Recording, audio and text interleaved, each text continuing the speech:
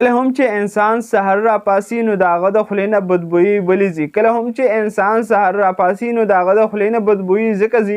کله هم چې انسان اوده شي نو په دې دوران کې د هغه په خوله کې لږه شان سلایوا کم ته چې موږ لاړه ویلی شو هغه خارجیږي، او کله چې هغه خارجیږي نو په دې دوران کې دا سلایوا خشکېدو طرف ته روانه شي. او کله هم چې انسان خوراک وکړي او هغه اوده کېدو طرف ته لاړ شي نو د هغه په خوله کې کومه چې ژبه ده د هغې اخري چې کومه حصه ده په دې ځای کې ورکوټې د خوراک ذرې پاتې شوي وي. نو دې ورکوټو ذرو دپاره بکټریا او جراثیم راشي او دا ورکوټې ذرې خوړل شروع کړي، ځکه چې بکټریا او جراثیم هم ژوند کوي او د ژوندي پاتې کېدلو دپاره هغوی ته هم د خوراک خوړلو ضرورت شته دی.